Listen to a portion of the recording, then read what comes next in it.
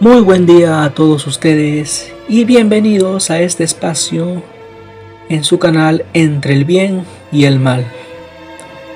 Un lugar donde hablaremos sobre todo lo relacionado al arte y la cultura, procurando su difusión en estos tiempos tan difíciles que tenemos que atravesar, porque creemos que a pesar de todo, el conocimiento es el mejor escape a los problemas. Inauguramos en esta oportunidad nuestro espacio de podcast, el cual iremos con el paso de los días mejorando y buscando siempre los temas más interesantes para todos aquellos que nos siguen. En esta oportunidad hablaremos sobre un episodio de genialidad efímera. La palabra efímero expresa brevedad, algo pasajero. Cualquier situación excepcional ligada a esta característica de instantaneidad se convierte en un deleite que sobrecogerá a cualquier espíritu sensible, más que por su belleza técnica, por su fugacidad. Y es que dentro del arte podemos contar con un sinfín de ejemplos de piezas que no han logrado sobrevivir a los designios perversos del tiempo, pero que el recuerdo de su grandeza ha logrado que, aunque físicamente no puedan ser apreciados, mantengan un sitial dentro de las páginas de la historia donde algún testigo de aquella esplendidez ha logrado perennizar una pizca de aquella magia. El genial compositor argentino Virgilio Expósito dijo alguna vez que es mejor aquel arte que ya no existe. Y creo que lleva mucho de razón en estas palabras. Es quizá el anhelo y la impotencia de no haber llegado a apreciar una pintura de la que se dice fue grandiosa, o no haber leído los versos de aquel poeta que la desgracia hizo que se perdieran, o de aquellas sinfonías que abandonaron el mundo junto con su creador. Y todo ello aviva aún más en nuestras almas esa llama insatisfecha que busca en este mundanal lugar un espacio para conmoverse. Las muestras de arte efímero se han convertido en algo mucho más común en nuestros días, donde impera con brutalidad todo lo descartable, la cultura de lo descartable, y apoyado en el uso de la tecnología que nos permite inmortalizar todo aquello que hacemos, ¿no? A través de la fotografía y el video que ya contamos integrados en nuestros teléfonos móviles, y que a través de las redes sociales todos esos trabajos se posibilitan para su conocimiento masivo y su apreciación, por lo cual pueden llegar a ser perpetuados en el tiempo, de una manera figurada, obviamente. Pero en un tiempo en que aquello no existía, ni por remota casualidad, en la mente del hombre de antaño, la humanidad era testigo de cómo grandes obras se iban perdiendo o iban siendo destruidas. Tal es el caso, por ejemplo, de la batalla de Anghiari que pintó Leonardo en el Palazzo Vecchio de Florencia. ¿Y de qué cabe decir de Leonardo que muy pocos de sus trabajos han sobrevivido? De hecho, Leonardo tenía la peculiar manía de no terminar muchas de sus obras. Solía cobrarlas por adelantado, pero pocas veces llegaba a culminarlas. Sobre este fresco, este mural sobre la batalla de Anghiari, se han tejido muchas historias, ¿no? Sobre que Leonardo nunca llegó a pintarla, nunca la concluyó. Otra de las probabilidades es dada la impericia que tenía Leonardo para pintar frescos. Para pintar frescos es una técnica bastante compleja, en la cual era bastante hábil Michelangelo Buonarroti. Hay que aplicar con rapidez los pigmentos para poder ponerlos en el muro. Había que ser bastante rápido, y Leonardo le gustaba ser paciente y meditar sus obras. Tal es lo mismo que pasó su, con su fresco de la Última Cena que pintó en el refectorio de la Santa María de la Gracia de Milán, del cual cabe decir ya queda muy poco. Leonardo, si bien implementó el uso del óleo, anteriormente las obras se pintaban con témpera a base de huevo, pero también quiso aplicarlo en los murales, cosa que hizo que sus obras no durasen mucho, y es lo que vemos actualmente en la Última Cena, la cual ya se va desprendiendo y queda muy poco de lo que verdaderamente hizo Leonardo en ese cuadro, que también ha sufrido otra de las grandes tragedias que corre toda obra de arte, que es la restauración, y que de a pocos va matando aquella magia que van dejando sus autores. Hay que aprovechar ese poco tiempo que quizás le queda a lo que pintó Leonardo en ese refectorio, ese cuadro de la Última Cena, porque quizás ya no quede muchos años para poder apreciarlo. Y que dicho sea de paso, también ha sobrevivido a muchas situaciones, a muchas desgracias a través del tiempo. Bien, otro artista que ha sufrido también los designios del destino fue Franz Schubert, compositor alemán, a quien, pese a su genialidad, no fue apreciado verdaderamente en su tiempo. Tuvo una vida bastante dura, Schubert, bastante desordenada también. Dentro de los pocos que llegaron a apreciarlo como verdaderamente merecía, estuvo el viejo Ludwig van Beethoven, que le agarró un cariño muy especial. Y cuando este murió, Schubert lloró de manera desconsolada sobre su tumba. Ya algunos años después, ya Schubert, cerca del final de su vida, tuvo la esperanza de publicar una de sus partituras que él consideraba una de sus mejores obras. Se las envió a su amigo Joseph Hüttenbrenner, pero se olvidó por alguna razón, no llegó a publicarla. Schubert mantenía la esperanza, aunque poco después murió. Y cuando fue redescubierto, como suele ocurrirse, todo el mundo es bueno después de muerto, fueron a buscar aquella obra donde Hüttenbrenner, y cuando la buscaba, sí, la oyó, pero solamente encontró 2 movimientos de aquella sinfonía.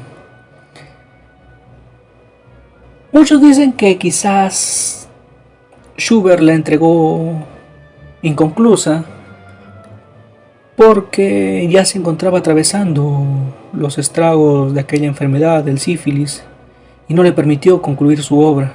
Otros dicen que en una explosión de genialidad, Schubert quiso solamente plasmar una sinfonía con solo 2 movimientos. Pero quizás lo más probable es que Hüttenbrenner haya perdido aquella última página que contenía el final de aquella obra. Y es así que hoy escuchamos aquella sinfonía número 8, popularmente conocida como La Inacabada, y que en su último movimiento nos deja con la incógnita de aquel maravilloso final que nunca más será escuchado. Todo esto se convertía en una tragedia de proporción tal que los pocos testigos que escribieron sobre aquellas piezas maestras no hicieron más que enardecer la curiosidad y la pena en aquellos que nunca apreciarían tales obras. Pero así como algunas han sido víctimas de las circunstancias y del destino, otras han perecido a manos de sus propios creadores, como el ensaño que tuvo Monet contra sus nenúfares, o los versos que Vargas Llosa confesó que alguna vez terminaron en la hoguera. Pero la intención que hoy tengo es rescatar un episodio de genialidad efímera que, más que estar envuelto por la tragedia común que rodea este tipo de obras, como lo que hemos estado hablando hasta el momento, está ligada al terreno de lo anecdótico. Corrí allá en Florencia durante los tiempos en que gobernaban los Medici, el gran Lorenzo el Magnífico, recordado personaje, que bajo su protección gozaron mucho grandes artistas, dada el fino gusto y pasión por el arte que tenía, y algo que había heredado de su abuelo Giovanni de Medici, que en su tiempo llegó a ser el primer coleccionista y comerciante de arte. Pero tras su muerte temprana a los 43 años, y hay que decirlo que una persona magnífica, una persona extraordinaria, muchas veces suelen vivir poco.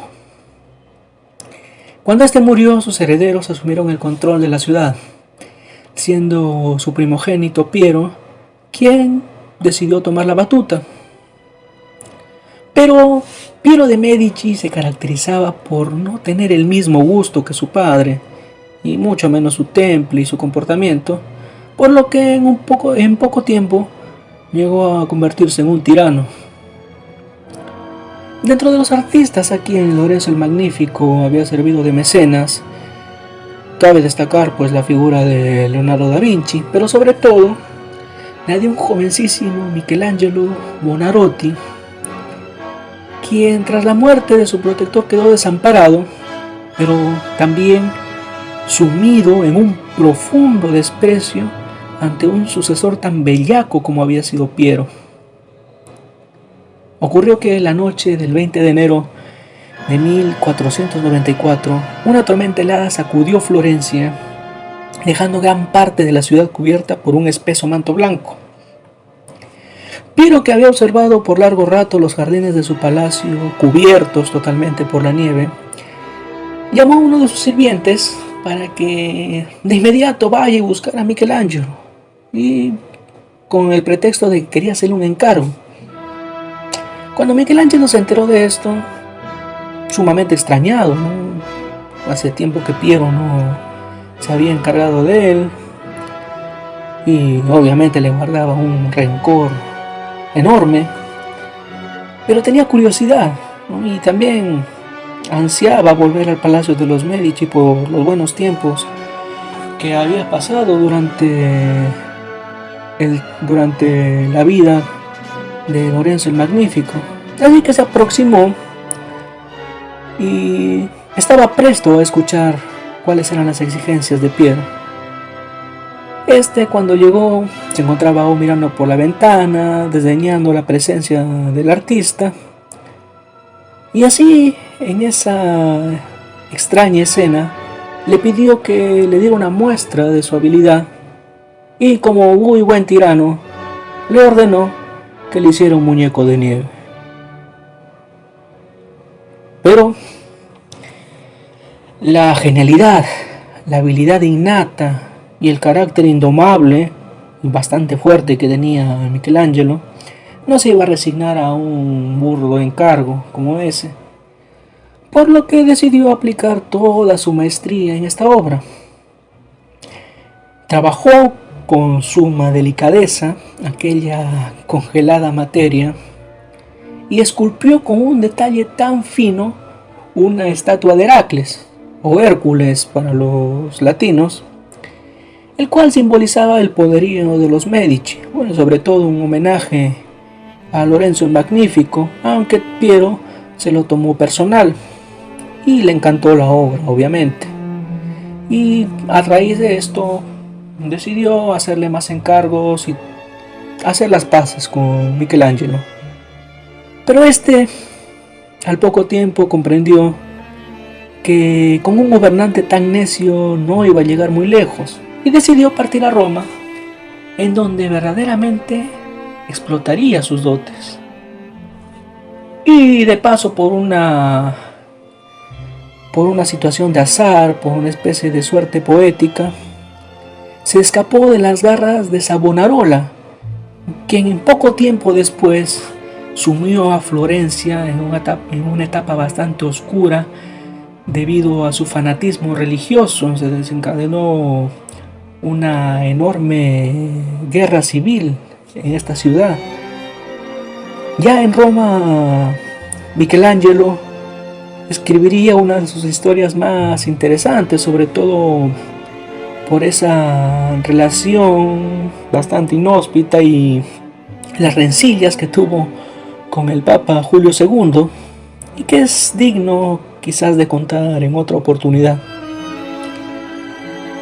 Sobre la estatua, esta permaneció algunos días más adornando los jardines del palacio. Algunos florentinos lograron apreciarlo antes de que el aumento de la temperatura terminara derritiéndola y perdiendo así la que fuera la obra más efímera de Michelangelo Buonarroti, aunque no la única que desapareció, ya que este tenía la manía de destruir muchas de sus creaciones.